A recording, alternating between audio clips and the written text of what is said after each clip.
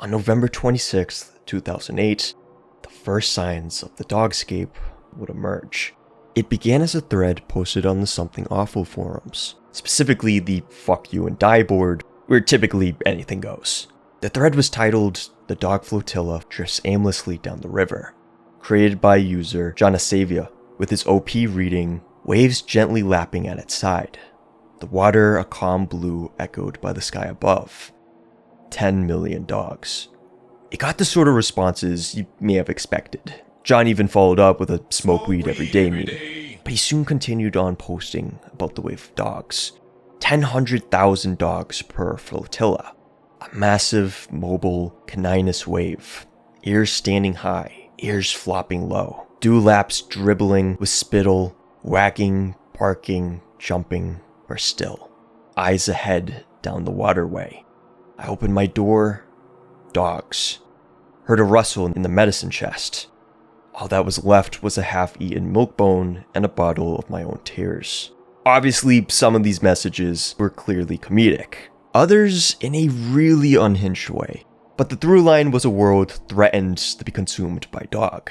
Some even started posting their own little jokey bits of world building to the madness. Until page 3 of the thread, where we got these posts from user Fairness. A tentacle of fused, squirming puppies wraps around my ankle and lowers me into the abyss. For a long moment, all is dark before a sea of stars appears, and in another moment, I realize that I am looking at the reflected light from 1,000,000 eyes.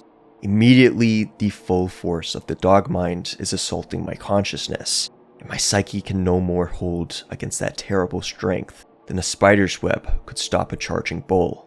Only a split second passes before my will and selfhood is destroyed, and the dog mind learns the secret location of the last remaining pocket of human resistance.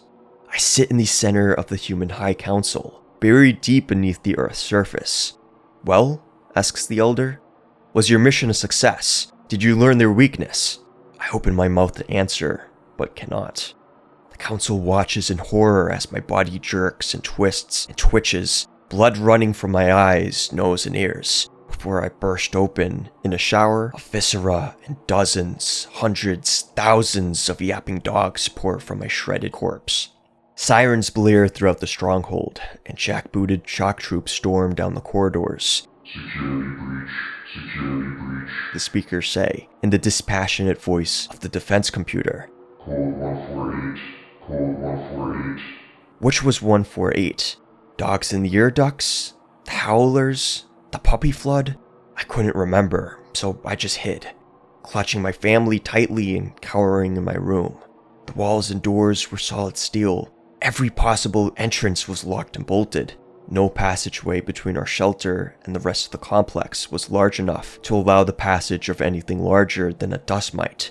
Surely we were safe, I thought, until I watched the cold, white mist seep in under the door and rise up to coalesce into the shape of a great black hound with gleaming fangs and burning scarlet eyes. And then finally, on November 30th, there came this post. I awaken. I don't know it at the moment, but this day marks my 4th straight year of existing in the Dogscape. I push myself up from the carpet of writhing, twitching dog flesh beneath me and rise to my feet, stretching in the morning sun. It took me a while to learn the balance on the layer of solid dogs that now blankets every inch of solid ground. But nowadays, I can walk and run as easily and as fast as I ever did on soil or concrete, perhaps faster. This was a city once, I think, though which one I can't remember. I only owe my guess to the massive pillars of dogs jutting into the sky, perhaps ancient buildings now completely filled and overgrown by canine biomatter. I climbed one once, sinking my fingers and toes deep into the dog wall to gain purchase, and after hours and hours of climbing, I was rewarded with an incredible vista. Furry eyes, panting tongues and wagging tails, hugging the contours of the once barren land and stretching in a single amoebic mass farther than the eye can see. Now I don't do that though. Now I merely go about my day. I hike to the gardens, where the dog plants sprout up in bizarre shapes from the floor of the Dogscape, and reach up to pluck the fetal puppy fruits right off the wagging, energetic branches. I bite into the succulent flesh, the juices dribbling down my chin and dripping down to be reabsorbed by the ground flesh, and revel in the savory taste. I'm thirsty, so I range until I find one of the mother mounds, and there I suckle at a teat patch until I've had my fill of milk. Sometimes I see other humans around me, as well adapted to the dogscape as I am, but I barely acknowledge them, say nothing. What, after all, is there to say? The world is different now. What meaning would our old words have? Free-ranging dogs are becoming rarer and rarer to see now, and those I do see seem as lost, as passive as I am. They too graze on the dog plants, step carefully over the undulating, bleeding dog floor, dimly acknowledge myself and one another. In the distant sky and on the far horizon, I sometimes see massive forms sail or crawl or undulate, and I wonder if in this new world, normal, singular, ambulatory dogs have become as obsolete as I am. This is when the dogscape was first coined, and this would be the start of a writing collaboration spanning years across different forums, from SomethingAwful's Fuck You and Die board to 4chan's traditional games board. Strangers coming together to craft a bizarre nightmare world consumed by dog that would become genuinely one of the internet's strangest, scariest stories. Dogscape.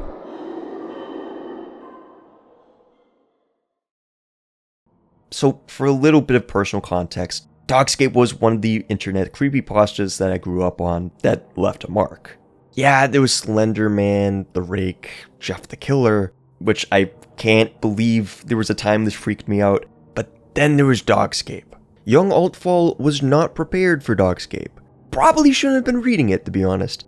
Heck, it was head and shoulders above most stories for me. One that really got to me because it wasn't some cryptid or a creepy supernatural force, it was weirdly real. It was this strange idea, but played mostly straight, about our world twisted into something out of hell itself, and then what would become of us. I've been meaning to talk about Dogscape for years now, and I've always wanted to line it up with International Dog Day to be kind of a jerk, but kept missing the opportunity.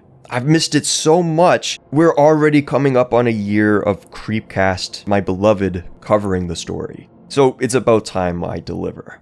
But really quick, if you like my content and want to help me out, I have a Patreon where for just $1 a month, you can become a champion of the wastes. That gets you access to behind the scenes news, scripts, art, and updates about my game projects, like Hacklash, which I released earlier this month. Your Patreon money goes towards improving the channel and helping me get stuff for these videos, like the $10 registration fee I had to pay to access Something Awful. Another way to help, which is free, is to like, comment, and subscribe, since that is ultimately the best remedy against the YouTube algorithm. Not like the subject matter of this video will help any.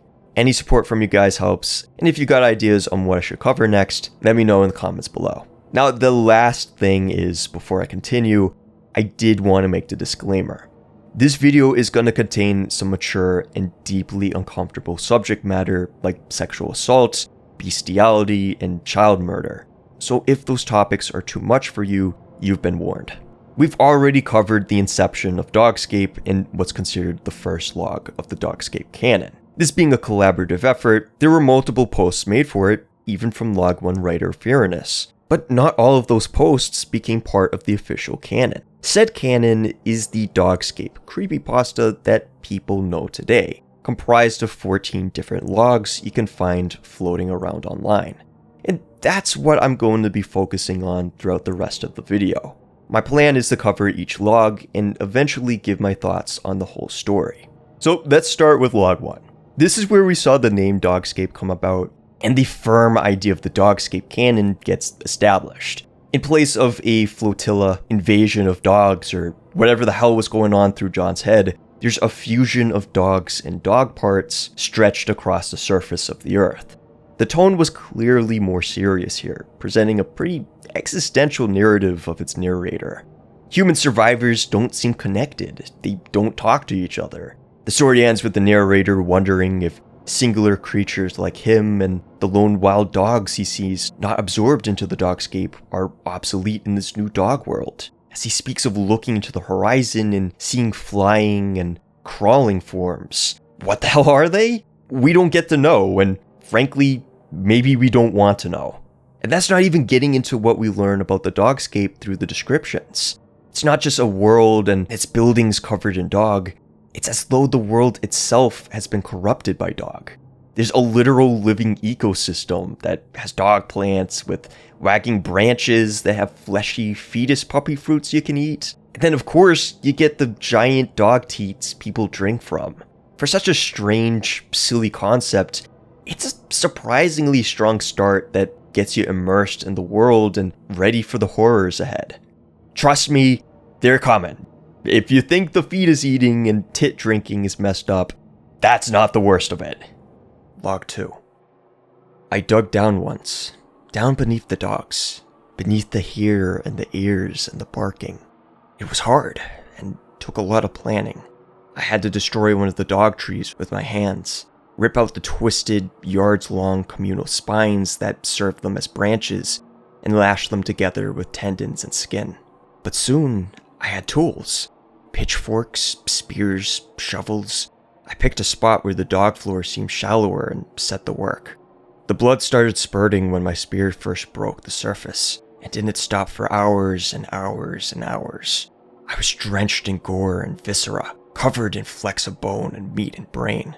But I learned to ignore the sickening squelching sounds, ward off the smell, and just kept going deeper and deeper, spearing and levering out dogs of stranger and stranger size and build. Dogs with 2 heads, dogs with human hands, dogs with writhing tentacles where their backs should be. Eventually, I came to the end of the dogs, or perhaps the beginning of whatever lies beyond dogs, an expanse of multicolored patchwork fur that extended as far as I could dig in any direction. I could pierce it with great difficulty, but it barely bled, and try as I might, I could only barely peel the skin away, revealing a layer of striated grayish muscle beneath. It started to tremble as I watched it, shaking the very dog matter around me, and I realized that the dogscape was beginning to regenerate itself, close in over me, seal me in. So I fled, climbing back up into the light. In Log 2, we learn the dogscape doesn't just stretch across the horizon. It stretches inward towards the depths of the earth. Below the dog surface of flesh are layers of bizarre dog mutants, even including some human-dog hybrids, before giving way to an expanse of fur with gray muscle.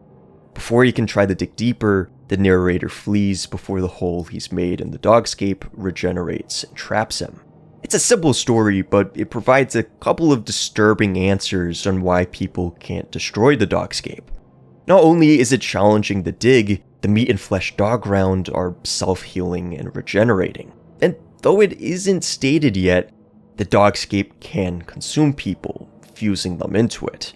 We see some evidence here with dogs with human hands, and one might think this is a result of the initial cataclysm that swallowed the world with much of humanity. But as implied by the narrator's panic, there's a good reason you don't want to get sealed in. One note before we continue, just to avoid confusion, each log can be assumed to be told by a different narrator. In fact, sometimes they're not even written like somebody's writing them, and it seems like a mental log or standard third-person narrator, which is a criticism I do have. I think they could have ditched the log framing and just said Tale 1, Tale 2, or something. I mean, I've seen it floated around, Tales from the Dogscape, so it could have worked. It's a nitpick at the end of the day, but I thought I'd bring it up. I will point out the overall story across the logs actually do have an interesting continuity, but it's worth clarifying that the logs are kind of like an anthology series. Same world, same timeline, but different tales. Log 3. The stream trickled warmly past the black, leathery edges of the puppy mouth stream.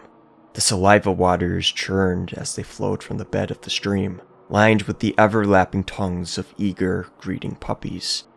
To feel a rock on the shore is to find sharp milk teeth of weaned dogs, cast to the tufts of mange weeds growing into spits and banks.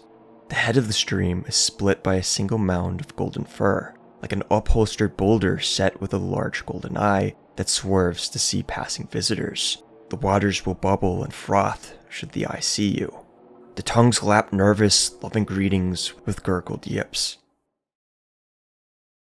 I actually don't have a lot to say on Log 3, but it's kind of creepy seeing more of the living environment. Not to mention the loving, submerged dog head. Just the idea that this mask could still have loving dogs fused into it is somehow scarier than if it was just innately evil. This is man's best friend, and it's become a living hell. Log 4. The Dogscape. That's what we call it. Us humans that banded together, I mean. We sit around campfires and collect the whelps we collect from the dog trees. The only flammable material we have is the acrid fur that grows everywhere. It offends all senses, but soon the meal is prepared. The only food sources are the dog trees and the mother mounds. Some foolish enough dig for meat. Though the reward is great, many don't come back, for the dog flesh regrows above them, trapping them inside the moist ground. Primitive tools are forged from bones and leather, such as shovels and knives and clothes. I have lived here for as long as I can remember.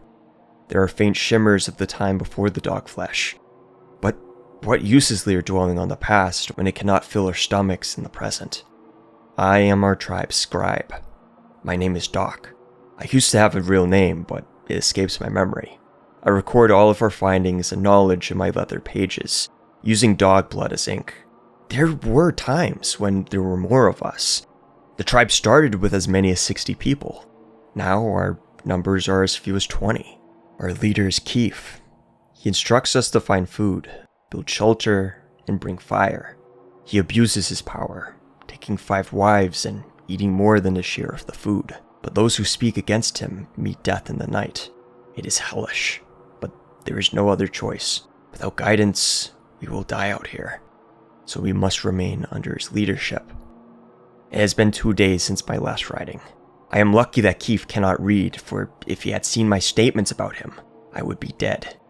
Yesterday, one of our tribe members caught was killed by accidentally stepping into one of the open dog mouths. His screams of pain as it chewed forced me to crush his skull with a shovel, killing him instantly.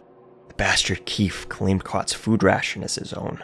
I can sense the others are beginning to tire of Keith's position of power as well.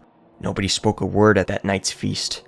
I will not sleep well tonight, hearing Kaut's screams in my nightmares. I fear for my life. Feck was killed in front of all of us by Keith today. He refused to continue digging for meat, so the monster beat him to death with his bare hands as a sign that he would not tolerate a refusal to work. I cannot stand for this much longer. Feck was not even an adult. He could not have been more than 17 human years. This brings our numbers down to 18. There is Keith, his 5 wives, me, and the remaining 11 diggers and gatherers. The others whisper to me in secret that I should be the leader instead. I guess they think I have all the answers because I am the scribe. Only time will tell. I was awoken at the crack of dawn by one of the diggers, Gar specifically. He told me that tonight would be the night. The others had a plan. They want me to announce that I am the new leader during the feast. When he's distracted with rage, they intend to kill him from behind. I tell Gar that I accept his plan and will assist them tonight. What have I gotten myself into? Damn them all! I told Keith I had planned to replace him. He arose, filled with rage. I waited for the blow to strike him. It never hit Keith. Instead, it hit me. Gar was Keith's spy all along. They dragged me far away from the gardens and tied me to a barren dog tree. He said that a quick death would not befit me, and I will waste away under the deathly sun. I can just barely reach my journal from here. I suppose this is the end of me. When the sun was highest in the sky, the heat became unbearable. I saw figures on the horizon. They were not human. They were the hounds that come to eat what the humans leave behind. I thought they were going to eat me. Instead, they went for the blood-soaked meat ropes that held me in place. I was free. I kneeled down to the hounds and looked deep in their eyes. I told them where they could fill their bellies to the brim. They barked once in what I assume was confirmation. I stood up, and we set off the feast. When we reached the settlement, it was amidst their feast. I approached, death in my gaze.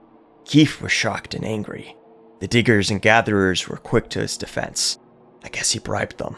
I whistled, and the hounds slinked through the fur to my side. We struck like a lightning bolt. My fist smashed into Keith's face just as my hounds pounced upon his closest guards. Though I was physically weak, I was quite fast. I stole a shovel and quickly buried it into Keith's bloat while he was disoriented. The smell was sickening. As I expected from a man like him, the hounds made quick work of the rest. I helped, of course. None were spared. I made sure I had my vengeance upon Gar. The hounds were quite full by the end. I took my time and buried each corpse, or what was left of them. I leave this book upon their graves, in hopes that someone who can understand it finds it. If you do, take heed of these words. The Dogscape knows all, and is strict, but fair. She provides justice where justice is due. Log 4 is one of my favorites, with my only real critique being the Chief Keef reference. You know how there's Keef, the tribal leader, well, he's a chief then, named Keef. Chief Keef. Like, really? Guess it wouldn't be the only mention of a rapper in the Dogscape lore, but still. Other than that, I did dig the story a lot. As much as I love the lone survivor vibe, I like seeing group dynamics in a post-apocalypse. Exploring how these kind of micro-societies will emerge and adapt to a new environment. And here, we see things have reverted to hunter-gatherer tribalism. People fear and follow the strongest leader, willing to lie and watch one another die if it means that they survive themselves. There's no hope here, with the narrator Doc flat out giving up on humanity. He has more respect for the wild dogs and even the Dogscape than his fellow men, which in a way is foreshadowing what's to come. But let's not get ahead of ourselves just yet. Log 5. I had a dog right after the Dogscape happened. His name was Carl and he always followed me around. When I was almost dead from starvation, he got me dog fruits. When I was dying of thirst, he held milk in his mouth and got it to me. One day his foot got stuck in a mouth and I couldn't get him out, so I watched while it swallowed him.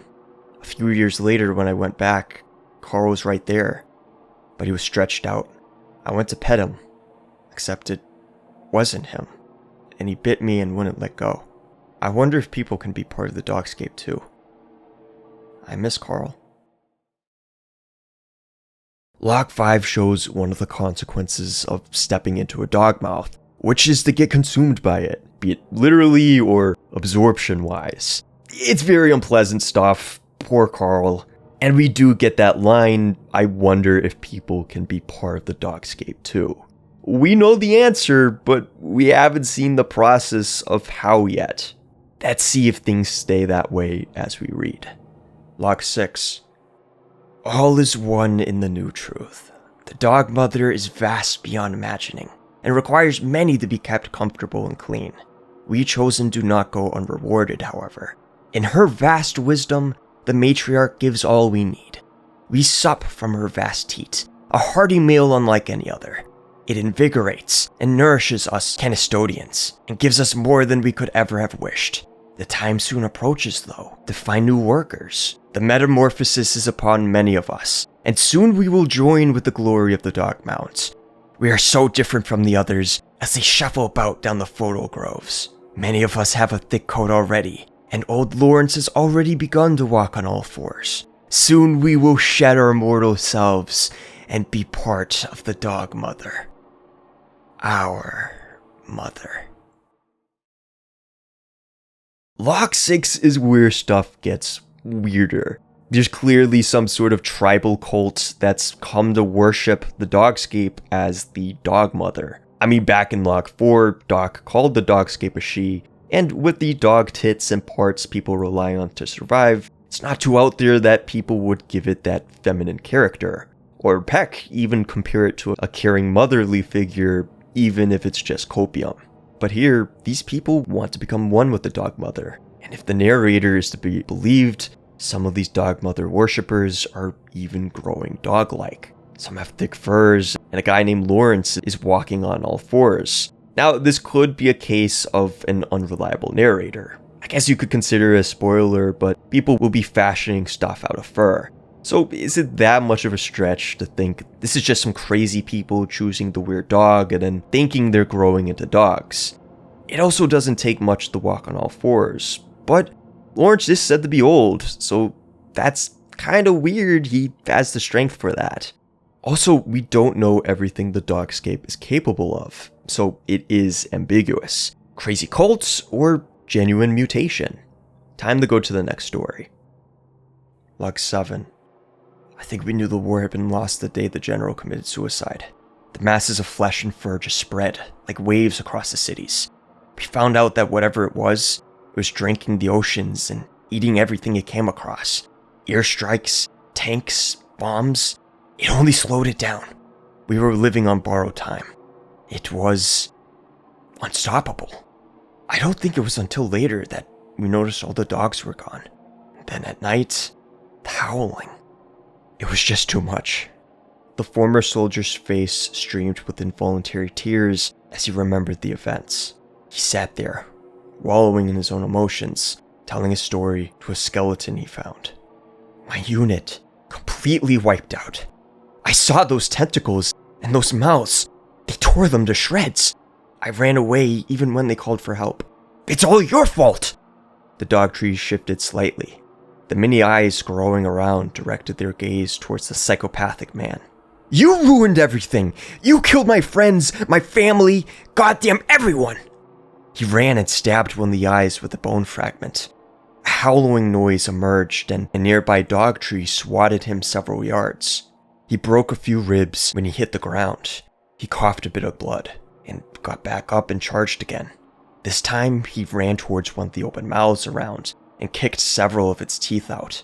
He bit his foot in response, costing him a toe or two. He was so full of adrenaline, he was incapable of registering any kind of pain.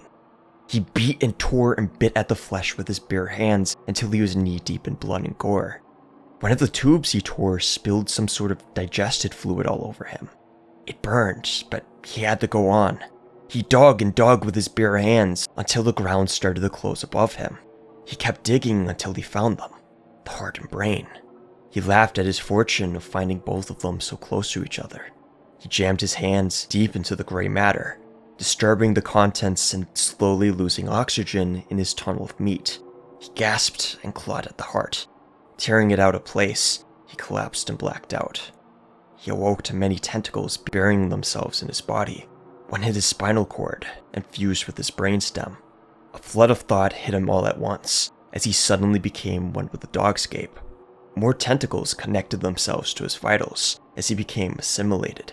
He saw through every eye in the lands, and he felt every single nerve on the planet.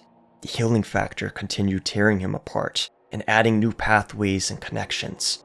It wasn't long until he was entirely consumed. His memories faded away as his brain was reorganized into replacing the one he had destroyed. Log 7 is another one of my favorites, and it definitively shows us that yes, the Dogscape can absorb survivors. What's really cool is, as this loose collaboration with different writers telling different stories across different forums, there is a sort of pacing and flow between them. We've been seeing people's fears to get stuck in the Dogscape, even hearing from a Dogscape worshipping cult they want to become one with their god. And now finally, we get to see it. The soldier snapping, trying his best to kill the thing that's ruined humanity, and only becoming one with the hive, empowering it. It's such a cool description too, of him seeing out of every eye and feeling every nerve of this entire world until his brain gets dissolved away into dog matter. Great body horror. Speaking of which, Log 8. It's been 3 years and 2 weeks now since I met another human being. I know because I've cut a small notch in my left leg for every day, one in my left arm for every week, and one in my right arm for every year. Admittedly, not the most effective way of keeping track of time. But when I started, I figured I'd be dead or this would be over before it really mattered. Like I said, I haven't met any other people for a while, but I figured I would write this anyways just in case, as a warning to others that might be out there. I ran into something terrible today. Well, the whole Dogscape is terrible, but I mean more terrible. I think even among the Dogscape, it's some sort of crazy abomination, since the feral dogs and the groundmouths didn't seem too fond of it either. And that screaming is not something I ever hope to hear again. But that's not the beginning. I'm sorry about this. The blood I'm using doesn't really come off the paper, and I can't waste any by throwing it away. And not even thinking about talking to other people for years has made me sort of bad at thinking in a straight line. But I'll try. Let me just start over at the beginning. The day started normally. It was my weekly gathering day, so I left my tent. By the way, I left the tent at the foot of the pillar of dogs in the direction of the setting sun if you want it. But you probably won't because the skin has probably gone bad by now. To collect the dog fruits I would need for the week and to fill a bag or two with milk. But when I got to the place where there should have been teats, there was just a bloody mess where someone had dug deep into the flesh of the Dogscape. I didn't really think much of it at first, just that I would need to go looking for a new source of milk. Then I saw it. I thought it was another person at first. If I had stopped to really look first, I wouldn't have had any problems and I wouldn't be writing this right now, I guess. I started shouting to get its attention, and I did get its attention because it turned to me. Then I realized that I had made a huge mistake. Thinking back, the really long arms and the twisty body probably should have been my first clue. But I didn't really see that anything was wrong until it turned towards me. And I saw what I thought was a head was just a featureless lump of flesh. Its arms unfolded outwards, each arm ending in 2 canine legs, and the human face on its chest opened its mouth and started screaming. I figured it was bad news then, and made a mad dash for the nearest pillar of dogs. But it kept running after me, and it was much faster. Somehow I managed to make it, and I started scrambling to climb out of its reach. I didn't get very far before there was a sharp pain in my leg, and I looked down and saw that it had bitten me with one of the many canine mouths along the arm things. I screamed as it pulled me down, but that didn't do much, and I probably would have died right then if it weren't for what happened next. Out of nowhere, a mouth I didn't even see when I started climbing the dog pillar bit down on it, and then went in the ground, and they started chewing at it, and that didn't really seem to hurt it, but it let go all the same. I ran away as fast as I could, but I could hear that screaming long after I was out of sight. I didn't sleep that night. Just before nightfall tonight, I felt like I had to make sure the Dogscape had killed it and went to the pillar, but I saw no trace of it. But the notebook I tore this paper from was there, and I took that. So now, here I am. I'm not going to stay around here any longer after I finish this, but finding this notebook made me think maybe there are other people, and if so, maybe I should warn them about things like this. So if you're reading this, good luck. Oh, also, I'm moving in the direction of the rising sun. So if you can read this, you're probably another person. So if you go that direction, maybe we can meet up and be a little better off than we are? Following up Log 7 is another banger, and I'll just say it, this one's my favorite of the bunch. It just narrowly beats Log 14, which is the final entry and a great ending, might I add. But yeah, this is great. Right from the get-go, the narrator is clearly unwell, self-mutilating himself to track time. He doesn't have to cut himself, but life is so abysmal, he figures he'd die soon anyways, and it just sort of becomes a tradition. The bottom line is that the guy is depressed and mentally unwell. So when he runs into a dog-human hybrid and is so frightened that he leaves a warning behind for other people, that's some freaky stuff. Whatever he saw was so bad, it made him value life again. That's tough. There is an out that this could be an unreliable narrator. He could be someone who's lost his mind, but we already know people can assimilate into the Dogscape and that there's dog-human hybrids. So it begs the question, what the hell is this thing? Where did it come from?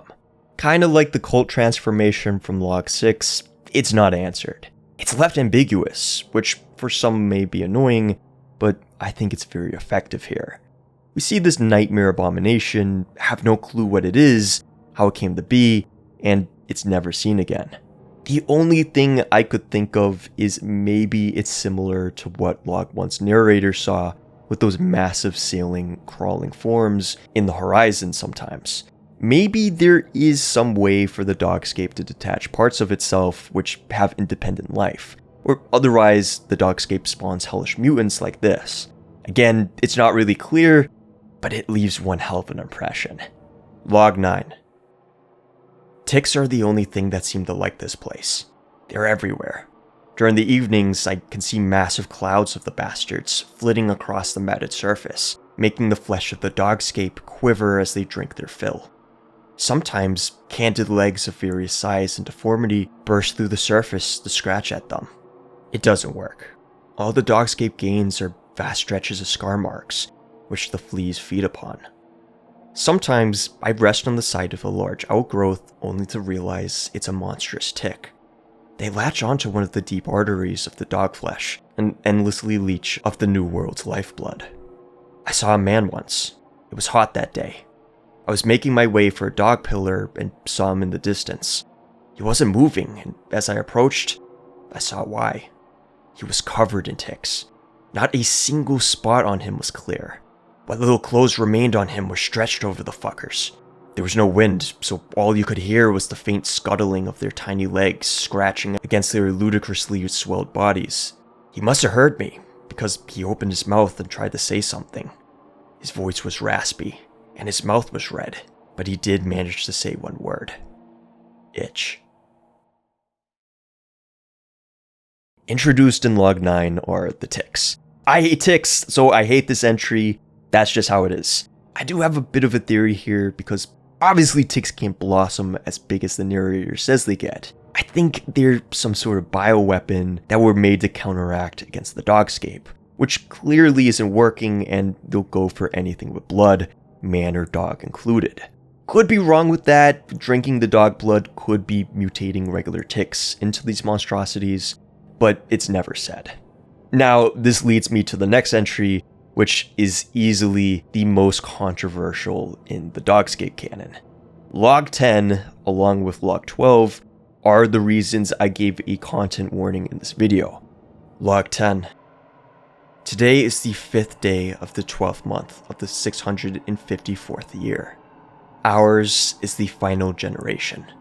After us, the Dogscape will be all that is left, and all remaining men will either absorb into Mother Dog or perish from this swiftly dying world. I have only a vague memory of my mother. Whether she was killed, stolen, or absorbed, I can't say. Really, no one is quite sure what happened to the woman. Slowly but surely, they've disappeared, often vanishing in the night without any warning and leaving no trace. Women are the only thing of any value in this world anymore, and the primary purpose of the tribe is to protect the group's claim to a woman, who is used for the benefit of all the members. Our tribe's woman was taken several months ago. The first month, we mourned her. She may have been a captive in many ways, but many of us could not help but become attached to her. The second month, some of the men began engaging in homosexual activities with one another out of desperation. I'm not sure that I was the only one who realized there was little meaning to our continued companionship, and that soon, the tribe would disband. This is the 3rd month since she was taken, and it's all fallen apart. First, the elder was killed over dispute. It was really just a confirmation that the unity of the tribe no longer existed, no longer had any reason to exist without the tribe's woman. And so, we began to drift apart. I know what will come next. When tribes dissipate, the members, alone and confused, come to depend on the mother dog for sex in much the same way they do for food, warmth, and shelter. Mother dog sex organs dot the landscape like diseased, watering molehills in the dog flesh. The men find a sex organ to claim for their own and spend their days thrusting into it. Often, they find entrances near dog trees, fucking when they're desirous and eating the fetuses when they're hungry. They have no reason ever to move from their mound. In this way, men forget the world around them and become obsessed with mother dog. Not only a mother, but a lover too. It is their everything. It is common to see skeletons, either bare or being picked apart by dogs, their pelvises still pressing into a dog mount, surrounded by the still reeking stench of their own filth. Today is the 27th day of the 12th month of the 654th year. As I had predicted, the former members of my tribe have slowly but surely fallen into degenerate lives as mound humpers. The desperate scum have forgotten their own humanity. Sickening. I vow never to fall into that disgusting state, and so I will walk this lonely, depraved dogscape, searching. It can't end this way, with all humanity uselessly masturbating itself into extinction. So I continue, knowing I may end up hopeless, utterly defeated by the dogscape. Today is the second day of the 4th month of the 663rd year. I found a woman, standing as if waiting for me under a dog tree, her mouth dyed red with the blood from a dog fetus. At one time, I would have been puzzled to see a woman standing alone and unafraid, but I haven't come upon a tribe in years, and incredibly rarely does one come across a man who's not mesmerized with a dog mount. I suppose this must have been the biggest surprise to her, to have found a man who has not yet become a slave to Mother Dog. In any case, it's important not to take chances. So I grabbed her, forced her down, and fucked her right there. Then I tied her down to the dog tree with the length of dog flesh rope so that she couldn't run. Today is the 7th day of the 8th month of the 663rd year. My woman is pregnant. I've watched over her, protected her from the wild mongrels that still roamed the dogscape.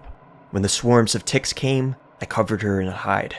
I wonder if we are the only ones left on this planet who are still human. Today is the 5th day of the 1st month of the 664th year. My child was born today. My woman squeezed my hand, breathing hard, pushing. After some time, the child came.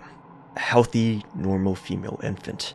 I saw that all my struggles hadn't been in vain, that our race did have a future, and I realized that I was crying. I held the child briefly, then set it down to reach for my blade to cut the umbilical cord. No sooner had I set the girl down than a furry tendril shot out from the dog tree. With a whack, it wrapped quick around the umbilical cord, gripped it tight. As the dog tree sunk into the ground before me, I hacked at the vine, but I could not be caught. Next I went for the umbilical cord, tearing with all my strength to save my girl, but the vine had melded with it, and converted it into the same strong substance, and so I could only watch in horror as the dog tree disappeared into Mother Dog, dragging my woman and daughter with it. I dug after them, ripped the dog flesh open enough to watch as the mutated dogs of the upper layers tore at the child's face. There is no hope for the human race. Dogscape will not tolerate disloyalty any longer, and so I commit myself to this dog mound, to become truly one with Mother Dog. What a damned fool I was, forever thinking I could beat this world.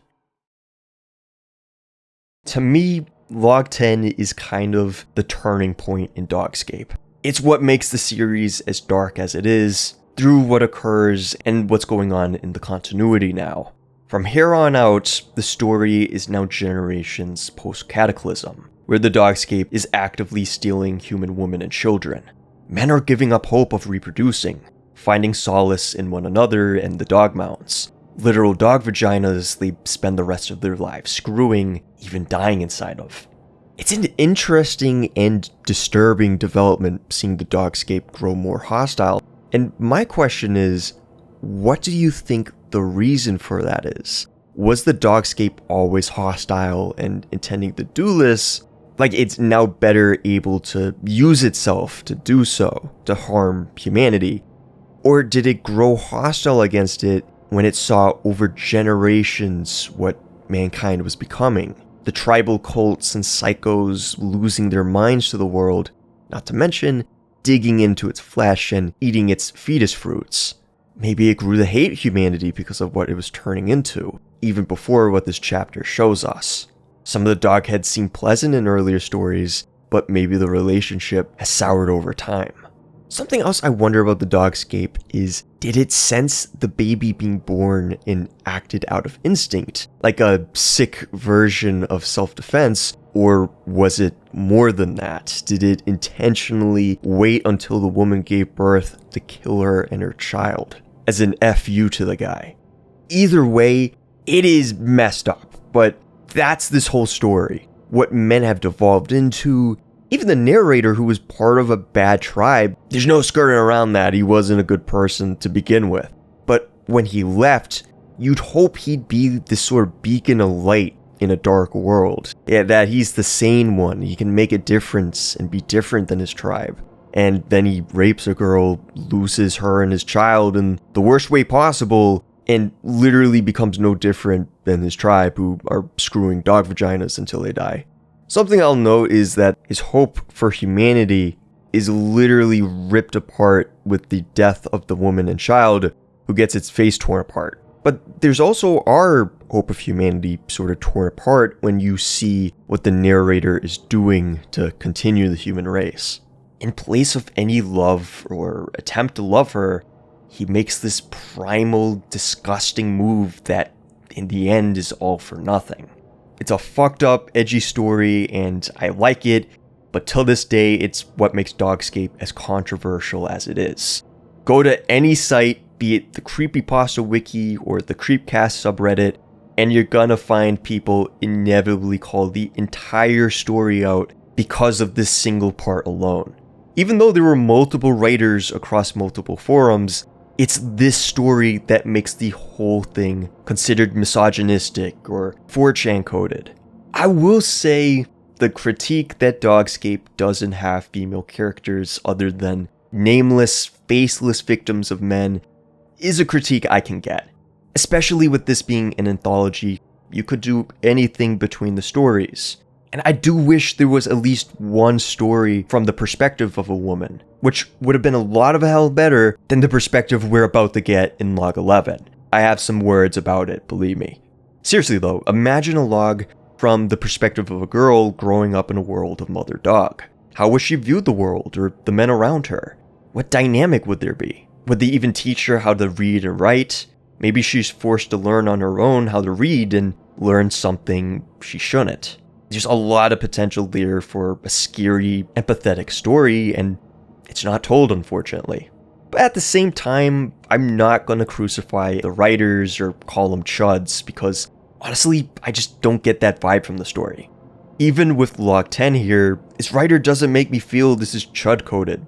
The story is not a statement that women should be baby makers, or there need to be guys like the protagonist of log 10 in the apocalypse that he's somehow justified. No. It's showing how hellish humanity has become, that there's a monster like this guy desperate enough to do something like this. Not to mention, he only fails miserably, with his actions having nightmare-inducing consequences and his legacy being torn to shreds. He's doomed to be a dog mound humping loser. Did the writer not like his narrator very much and was punishing him for his actions? Almost as if to imply they're not a good person? Nah, it's just 4chan coded. Reddit told me so. More than that, there's long been post-apocalyptic media, including the likes of The Road and Harlan Ellison's A Boy and His Dog, which has framed civilization's collapse as leading to primal barbaric behavior like this. I really do think that's the sort of spirit Dogscape was going for, telling more about humanity here and setting up its descent. How desperate people are to mate in a world where the Dogscape is making that an impossibility. Whether that's a good enough reasoning, though, doesn't really matter. Did log 10's writer deliver a tasteful, nuanced depiction of sexual assaults that humanize the victim? Absolutely not. But it did have more of a point than insert evil rape shock slop, so I don't think it deserves to be as raked over the coals as it gets. It's definitely about time we move on, though, to what I consider the worst part of the Dogscape, which is saying something, log 11. Galactic Calendar, Year 100, Day 1. We have arrived at the closest star system from our previous home. Our world was ravaged by war, and we continued through space as nomads. We have searched for a hospitable world, and find this one to be of our liking. We had received signals from this planet that date back at least 700 of its rotations around their star. If they are anything like us, then generations surely have changed here. As we approached, I am puzzled, for the planet appears much different than our records indicate. The planet is a brown color, not blue, and it appears to be alive in its own right. We will send a team down and investigate. Our ship reached orbit around the planet's singular moon. There we gave the crew a final review of the information we knew about the people of this world. Our main source of communication we received was in the form of signals they called television. Our understanding of the language will no doubt appear primitive to the dwellers below. Though personally, I feel that something is odd. We had lost all communications from this world recently. The captain assumes it was because of their switching to a higher technology. They always talked about their newest technology, which looked more and more like a race that could enter that of other spacefaring peoples. I am to go down with the rest of the team by the next day on the planet, though I watch the now brown world and feel something is wrong. Terribly wrong. What a colossal waste. For no reason at all, there's aliens thrown in. They build up some hype that a team is going to be sent down, and then the story just ends. If they actually landed down and maybe got even with their technology and ray guns, I think maybe it'd be salvageable. It'd be that oh shit moment of realizing there's nothing to be done against the Dogscape. But they only say what we already know. Something's wrong. I didn't need an alien to tell me this, I'm sorry. Worst part of the story by far. Why is this even part of the canon? And for the sake of clarity, I do feel that starting here, there's a downward curve with the rest of the stories before Log 14. Kind of ironic given that we're firmly set in the future of Dogscape now after Log 10, where things are getting worse for humanity, and I feel the stories do get worse. They just don't really hit like the earlier ones do. To show what I mean, let's look at Log 12. I don't know how many days it's been since I saw the last human. It's hard for the remaining survivors of the Dogscape. Women have all gone and only a handful of men remain. But as I said, it's been days since I saw the last one. I wandered the furry fields looking for a teat patch when I stumbled upon something both very horrifying, yet wonderful at the same time. I looked down at what appeared to be a patch of both male and female reproductive dog organs. I stared, fascinated as they endlessly paired with one another. I knew I could have looked away, but I just couldn't. After a while of watching them breed endlessly, they seemed to stop. It appeared that they finally sensed me. I almost felt bad for interrupting, so I started to walk away, but I felt something grab a hold of my leg. I looked down to see a mutated dog paw holding tightly to my pant leg. I tried to pull my leg from its grasp, but it held on. Then to my horror, it started pulling me to the middle of the organ patch. I frantically began to fight to get loose, for I knew what it wanted. More dog paws sprouted up and began pulling me. I knew I didn't stand a chance. I knew that I would be joined with Dog Mother in the end. So I silently accepted my fate. At least I would die happy. Now, while I do find Log 12 better than 11, and it's a little more subtle than it could have been, it just feels kinda empty. It's a scary idea to be doomed to this fate, for sure. Almost something I could picture out of Fear and Hunger. But it doesn't hit at all for me. Especially when compared to Log 10 and that assault. That was far more disturbing, seeing just how far someone was willing to go because of how bad things have gone for mankind. There's a kind of weight there that isn't here, if that makes any sense. Which is kind of disappointing. Log 13. While archaic, tribal worship of the Dog Mother in all its visible and fleshly glory is the most common form of religion in the barbaric Dogscape, there does exist another mythology, one practiced only in distant, isolated pockets and by a few of the older survivors.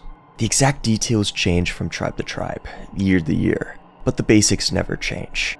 It is the legend of the beginning of the Dogscape, the genesis of the world we know. It tells of a time where humans were plentiful and walked upon ground that wasn't alive.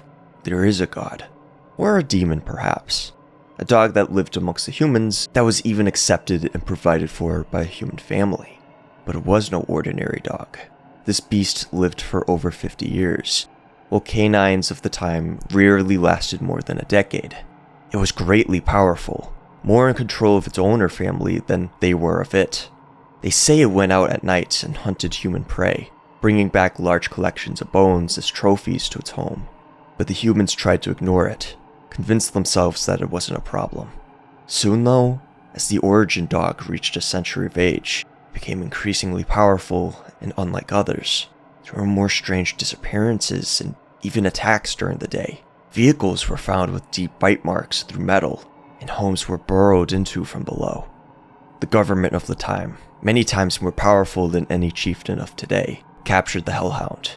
They performed experiments, tried to understand where it channeled its energy from. Progress was good. It looked as though even the secret to immortality could be gained from the dog. But accidents occur. The betrayer, as they call her, who worked at the government facility, felt sympathy for the god dog. She released him. And concurrently, the all-consuming hell that is the Dogscape. The enraged beast no longer held any sympathy for humanity. As it thrashed recklessly through the lab, mutated samples adhered to its flesh, growing like a cancer. Soon, what would become the Dogscape was spreading like wildfire, its maw gnashing at everything that moved, its hide spreading over soil, stone, and sea. What is the name of this horrible demon? It varies, but they all come from a similar etymological origin, I believe. I've taken down names from all over the world. Armid, Miarm, Aduk, and yet the dog mother is most certainly feminine. Well, it is said that the betrayer was in fact the first human assimilated into the Dogscape. Log 13 is the second to last story, and frankly I just didn't really dig it. I feel like it could have come much earlier than this late into the game, as it does mention tribal chiefs, which would make a lot more sense earlier before humanity has begun to completely spiral. Similar to the Chief Keef Easter egg, I kind of rolled my eyes with the Marmaduke reference. That took me out a bit. What really took me out was the myth itself. Dogscape tribal mythology is a goldmine of potential. The origin myth is a goldmine of potential. Framed as an immortal eldritch dog that escaped captivity was a bit much. If it's meant to be a callback to the earlier writing of Fairness, the one with the dog that invades the human base, that's kinda neat, but I'll be honest, I think there's a big reason those stories weren't canon. Stuff like the evil creepypasta shapeshifting dog was a different vibe compared to the existential horror of the Dogscape canon. It's tricky because I can get behind the survivors demonizing the origin dog and mythologizing it to be this demonic entity, but the idea, the main myth for how the Dogscape came about was some decades-old supernatural hellhound and a woman merging was a little silly. I pictured something crazier given the cults and dog mother worship, like some whacked-out mystical stuff, but it didn't go there, so that's why I found it disappointing. Since Log 10, the stories to me have really been starting to slump, until we get Log 14. It's cold here. Jets of moist breath dot the landscape amid undulating hills. There are no proper dog trees, only short piles of huddling dog limbs. Teats are few and far between, and when I find one, I must work to coax the milk into a skin bladder. I move across the hills, my feet numb through the shoes I have fashioned. I move in the direction that seems easiest, a subtle and mangy slope that I only just noticed was guiding my path in a general downhill fashion. Where there is fur, it is thick and rancid with matted oil. I don't know why the mother does what it does, but all of her fruits have their uses. I hack at a fur clump, separating it from the flesh below. There's only a little blood from a gray skin tag. I fold and shape the waxy fur onto the insulating hairy coverings on my body. The dog flesh rumbles beneath me in a more than disconcerting way. It has been doing that for the past several weeks, more so the further I've traveled. It is getting colder. I can hear only the wind now, tearing across the mother. The howls, warbling and mournful, have stopped. The sharp barks and yips no longer form a background cacophony. I huddle into my coverings and shoulder ahead. I have no path to follow but forward. The ground feels harder here. The gentle give of the dogland has ceased, giving way to a dull, sound-absorbing thud of matted fur. I slipped yesterday on what seemed to be a lake of solid piss. It was not reabsorbing into the mother. My own shivering seems to syncopate with the occasional rumbles of the mother. Her flesh no longer seems like a living being, but I know that deep within her, the blood flows. It is so cold here. I continue forward every day. The ground slopes more, and I struggle to sleep in a forgiving skinfold. There's no purpose to move forward now, one foot in front of the other. It's been dark for as long as I can remember. How long will this night last? The air is dry, the land is mostly featureless and hard as I walk. The wind blows clumps of brittle hair across my face, and they hurt. A soft pop, a subtle blue flash, and then they blow past me. My hands are deep within my coverings. They are numb, and if I expose them to ward off the shocks, then the cold will take them from me. I've already lost 3 toes. I can no longer feel that foot. I no longer bother to light fires in the deep crooks where I sleep, but the last I saw of that foot, it was black and swollen. I felt like it was burning. My travel is slow. I've heard soft, subtle tapping sounds, but when I investigate, I find only dog claws moving across the ground. The rumbles have continued, and with them now come subtle rending sounds, like a mouth chewing on a bone. When the sounds intensify, I move faster. I don't know what causes them, but I do not think it is the mother. I've not found any teats in a long time. I am thirsty. My skin bladder is almost empty. I would kill my own parents for a fresh puppy fetus. I passed a small pile of humans, almost buried in a billowing, dried fur. They were dead and desiccated. They looked like they were strong when they lived. I keep moving. There's only the road ahead of me. I do not know what it leads to. The ground shifted beneath my feet, and I pissed in fear. Not a mouth, but a great, hard chasm of flesh and bone had torn open beneath me. A stinking, humid burst of air bellowed out, then hung in a cold cloud around me. On my ass, I peered into the gloomy hole that had nearly swallowed me, but it was now still. I sat and contemplated it, breathing heavily, and thought of my empty skin bladders. Slowly, I could hear sounds several dozen feet below me start to play and echo in the cleft. A soft slapping, then a gurgle. I don't know how, but I knew that this was my chance for sustenance. I slid into the meaty maw. I climbed down a shorn slab of giant ribs, still red and moist, and finally landed on the steaming dark floor of the hole. It writhed beneath my feet. I felt around, not knowing what I was looking for, when my hands fell upon a thumping tube set into the meat wall, an artery. I grabbed it, pulling at connective flesh, and then bit at it. The blood shot out in spurts, and I drank my fill. I was covered in viscera. I struggled to fill my skin bladders. The cleft shuddered around me, and I knew I must leave it immediately. The walls were starting to hang tendrils of meat feelers to heal this damaged canyon. I exhausted myself climbing out, and nearly fell back in as I crested the edge of the crack, out into the cold night. The dog flesh slowly mended behind me as I panted on the hard ground. Before I left it, I considered it and catalogued it. A stretch mark. The mother was still growing. I am so weak, and it's so cold. My filled bladders of blood are gone, and the great dogscape stretches before me. I must make it to my goal, but I do not know what my goal is. I've walked for what seems like months in the darkness. I climbed down a huge mass of frigid dog flesh. It's like a great heap of small dogs. A pile of dog heads and legs, a mound of tails and torsos. It is cold and lifeless. A slow, low creaking can be heard deep within it. I grip an ear and lower myself to the bottom of the wall of dog. My foot lands on something else. I gasp, then get caught in a fit of coughing. I don't know what I'm standing on, but it is not the mother. I feel queasy, nauseous. What could possibly be not the mother?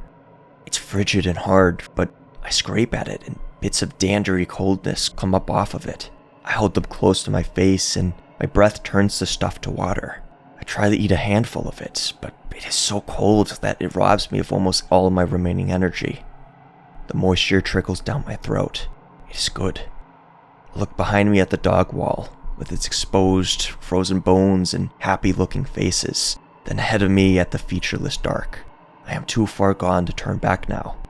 I continue walking for hours, then sleep, then walk more. My footsteps are leaden. Finally, ahead of me, I see light. I make my way towards it, slowly over the course of several hours. It is a beacon to me now, a bright, glowing, steady fire. As I approach, I see that the guiding light stands on a pole before a series of low, dark structures. They are like solid walls of bone, but not.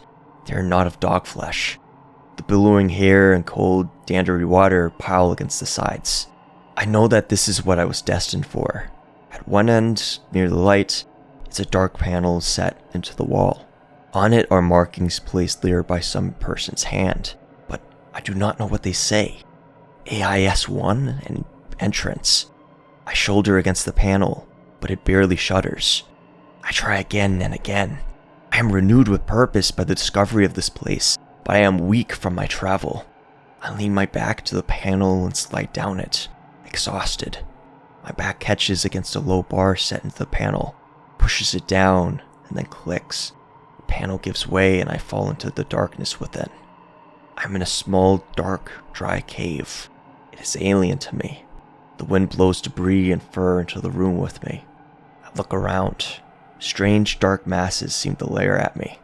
There are soft white skins hanging on the wall, and more of the unusual markings everywhere. Procedure list, and keep closed, and warning, and wear radio at all times. A bright red cylinder with yellow stripes is inside a small box. I reach for it, but my hands scramble against a clear covering across the entrance to the box. I look at my hands now. They are purple, and I cannot feel them anymore. Another panel is on the opposite wall, like the one I had opened. I move towards it feebly. I'm so cold. I pull on the handle set into the panel, but it does not move. A small red light flashes above it. I pull harder, but it does not move. I pull again, jumping, but lose my balance, and lurch to the ground. I smack my head with a dull thud. The cold is blowing in fiercely from the opening behind me. I scrape against the hard panel, but it will not move. More markings adorn it. Close outer door first. I do not understand them. I sit against the panel. My vision is blurry, and a trickle of my own blood seeps across my eye. I go to sleep there, leaning against a dark doorway. I sleep and do not wake up. Epilogue. My name is Charles Montel of Arctic Ice Station 1. The abomination is not here. It's too cold. Tigger and I are the last survivors. We are 14 nautical miles south of the North Pole, directly north of Vancouver. Triangulate our position based on this radio signal. This message will repeat in 5 minutes. The radio broadcast the message again, as it had thousands, if not hundreds of thousands of times.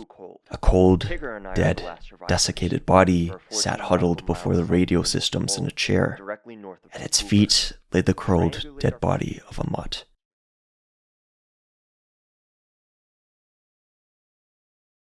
Man, what a save. Ending strong, we get this haunting conclusion where we see how there is no hope for humanity. No escape that doesn't lead to pain and death. But we also get to see one last time what we've lost. We follow a lone survivor without anyone, without even an understanding of his own language anymore.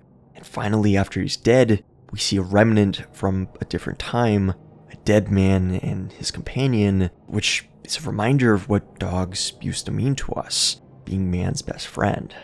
Another note I had is I've been using a lot of the Thing video game footage throughout this video for B-roll because, you know, they got the dog body horror in common. Jamie, pull up the traumatizing hell dog clip, please. Well, it's also because the last log of the Dogscape shows an Arctic base as well, which, in the Thing, is the reason the Thing can't escape easily. There really isn't any wildlife around, like flies or birds, that would allow it to get away and spread more easily. It's that cold outside. So while I can't say for sure whether it was an intentional reference, it's kinda cool seeing this as the last refuge of humanity, if you can even call it that. It's really great stuff, and it does save the story for me. Which on the one hand, it's a shame it dipped towards the end, but on the other, at least it followed through and delivered. Many stories can't say the same, so that recovery is worth noting. And that's it for the official Dogscape canon. All 14 stories. Truth be told, I still think Dogscape holds up. It's a bleak, horrifying story about a dog world, which is admittedly a really goofy idea, but told in such a way that you buy into it. It'd be one thing if it's just the ground is dog, except no, it gets creative. The fruits are dog fetuses, the water saliva. There's a lot of creativity put into the world that you're sucked in only to be given this existential nightmare story about humanity's descent and inevitable extinction. Also, I think it's worth noting, for a collaborative effort, this could have really been a tonally inconsistent mess. And while I do have some issues I'm about to get into, by and large, Dogscape works for me.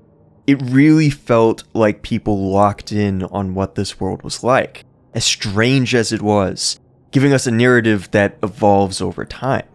The pacing, while not perfect, does flow surprisingly well, delivering payoffs to ideas raised earlier, like the dog assimilation. Even the existentialism surprises me. I could easily see another version of Dogscape where Fairness's stories were a strong intro, painting a bleak, miserable existence, and then the rest of the canon is goofy one-shot stories that abandon that tone in favor of wackiness. But no, for the most part, people played it straight, which I appreciate. For the most part, that is. Definitely something I appreciate is some of the vagueness instead of clean-cut answers. It's always a balancing act in horror, I feel, where if you're leaving things a mystery or building fear of the unknown, that just enough is shown or implied so that things aren't too vague. And this is the right balance. We know people can get consumed by the Dogscape, but then what the hell is the abomination in Log 8? Was it someone that got half fused or half transformed? Here's an apt thought. Was it the result of certain human undog mount activities? We don't get to know. And that's what sticks in my mind more than if we were outright told. Same with what the Dogscape is and how it came about. Again, I think this is why I didn't care a lot for the origin myth we do get, since it sounds so definitive. Evil lab experiment on an evil creepypasta dog. But we don't know if it really is true and how this nightmare truly came about. Heck, we don't know what the Dogscape truly is or what it feels. Was it always malicious, like the origin myth implies, coming to hate humanity from the jump? Or, like the logs and continuity seems to suggest, did it evolve to better hunt humanity? Is that what it even means to be doing? Is it doing it out of hate or hunting or some twisted kind of love? Does it want the remaining men to itself? All in all, Dogscape is a simple story, but it leaves so much questions in my mind and sticks around so long because it does nail leaving certain mysteries a mystery. Now that said, I did have issues with the story. Some criticisms I did have were the pop culture references or Easter eggs, like Chief Keef and Marmaduke. It wasn't really necessary, and it felt like the kind of weird pop culture reference you'd see in something like Fallout 2, which really hurt that game's tone. Yeah, it's barely there in Dogscape, and stuff like this might be funny to some, but given how serious the stories try to be, it took me out a bit seeing them. If you're gonna do humor, I think there's better ways of going about it, and providing some levity. A much bigger issue is the pacing and quality drop, which is again, ironically enough, after Log 10, where we reach a part of the story that humanity is clearly descending. Some would argue Log 10 is the start, which I personally disagree with, but to some extent, I get it. The whole story is bleak, and when you get to Log 10, it's doubly bleak. There's barely any character or light or hope to begin with. So while I find it heavy that things are somehow getting even worse, I'll admit it could have been executed better. Not saying you throw in more comedy and Chief Keef, but maybe some levity towards the start, a story or two with some people that get properly characterized. Just about the only story with a named narrator is Log 4 with Doc, and that's kinda it. So maybe we could have had some stories with decent people or tribes of scavengers, just living day to day, forgetting their normal pasts, and learning how the tribes operate in the world or between each other. They could still be weirdos, it's gonna be hard not to be in a sanity-draining hell realm, but make us care for them or even name them. Hell, maybe have a story from the perspective of a girl or somebody talking up their wife as the light of their life, So when you get to log 10, where that's stripped away, you realize what has been lost, and it hits harder. The alien story could be cut. I did find a commenter in the Creepcast video for Dogscape claiming to have wrote the alien story. Of course, take this with a grain of salt, but if he can be believed, the story was rushed, so yeah.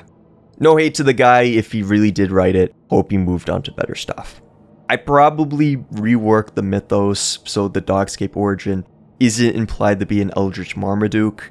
Other than that, I like Dogscape, and what's more is, it has a little bit of a following. Nothing colossal like another Something Awful creation, Slenderman, or 4chan's own Backrooms. But there is a subreddit I found called the Dogscape, dedicated to making more stories about the place. I've used a lot of art from here throughout the video. I thought before we close out, why not read one of the stories? I did a bit of digging and found something I'd like to show you guys. Posted by user Dreary Libido, this is Let Sleeping Men Lie. He would have never normally stayed so long in one place, but here he was. It seemed in 100 different ways that the Dogscape was always willing one to slow down, to take it easy, to stop. For the long years of his youth he had resisted, pulled against that subtle magnetism that weighed upon his every step. For years beyond counting he had walked and walked and walked. And what had he found? More dog. The same uneven, squelching, hairy ground, riven with bones and membranes that gave way underfoot into rows of razor teeth. The same puppy fruits, dangling like drops of amniotic dew from dog trees, much the same as the first he ever saw. The same pillars of cuboid flesh, rising where the last effigies of the old world still held their shape, beneath the same yellowed, hazy sky. All his life he'd walked, and yet he had not gotten anywhere. Then one day, he had come to a stop on a little hill of soft belly flesh, where milk trickled out from the teats ever downhill into a patch of lapping mouths. And since then he'd barely budged an inch. As he looked out over the Dogscape now, all he saw and all he'd ever seen blurred into one common vista, and he had no appetite to see any more of it. Life on the Dogscape was only hard if one clung onto the old things, he decided. The villages where people still insisted on living in tents, on sitting by fires, on carving poultry clothes from tanned dog hides, as if the very world wasn't soft and warm to the touch. That was the hard life. They made hell for one another, and blamed the world for it. But as far as he could see, this world had everything they could ever need. When he hungered, he plucked a puppy fruit, or he plucked 10. Even if he plucked 100, there would be more. When he thirsted, he lapped warm, fresh milk from a patch of mother's teats.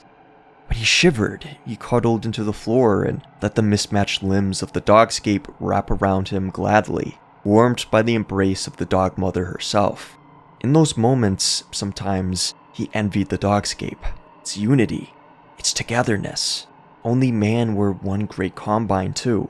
Only he could sink into the floor forever, and be a he no more, but part of one great them, an eternal it. On his great trek from nowhere to nowhere, he had at times indulged in human company, but always came to regret it. When more than one human were stuck together, there was disharmony, it seemed to him. Perhaps they too resented their separateness, resented to be things apart in this world all linked together. Or perhaps a world with nothing to strive for, where all one's needs are met, the only way to assert individuality is by pure ego, by petty squabble, by feats of animal dominance. Ego. The word conjured up in him a whole life almost forgotten. A life of practice, of papers and patience, stretched on cowskin couches. And how was your relationship with your mother? His voice echoed to him through the years. Do you think there's an association there we're not quite getting to? He laughed and tutted, and took a long sip of milk that trickled through his beard and put the memory out of his mind. It had been a very long walk, but it was over now. The Dogscape was no longer young, and neither was he. That old world was more a daydream than a memory. As he lay there, something shifted down the hill that made the hairs on his neck stand on end. It was a man, and all he represented, climbing up towards him. Separateness, resentment, discord, and strife, and me, all these relics the Dogscape has banished from the minds of humanity, condensed now into the pinpoint of this one sad figure. Before he realized, he was on his feet, rushing downhill, barely thinking. This was his place, not a stranger's place. Keep away, go away, stranger, go away. Barreling towards the man, wondering as he went what even he meant to do. As soon as their eyes met, his question was answered. All at once he leapt into the air, gnashed his teeth, and barked with all his might, and kept on barking for all that he was worth. Leaping and barking with eyes white as a hound, and snarling even. As he barked, solemn mouths from all around the hill joined in, until a cacophony, a symphony of territorial howling rang in both of their ears. The stranger took off running, and he howled just one last time in triumph. Then he galloped back up his hill to his patch and to his milk, to sit as warm and full and still as if he were a part of the Dogscape itself. Yeah, I dug this story a lot. It's another unnamed narrator, but we follow a former therapist who, from the looks of it, has gone pretty bonkers. They've come to embrace the Dogscape over humanity, who they see as a squabbling, separated thing versus the assimilated mass of dog they've come to respect. They're insane, but it kind of makes a weird amount of sense. We know stuff isn't going great amongst the survivors and tribes, even when there's a ton of resources around. So that resentment that things aren't going well makes some amount of sense, that humanity has a share in the blame. Also, if we consider the narrator a therapist who has treated people time and time again, seeing flaws and bad relationships with mothers, it's a pretty decent explanation for them to snap.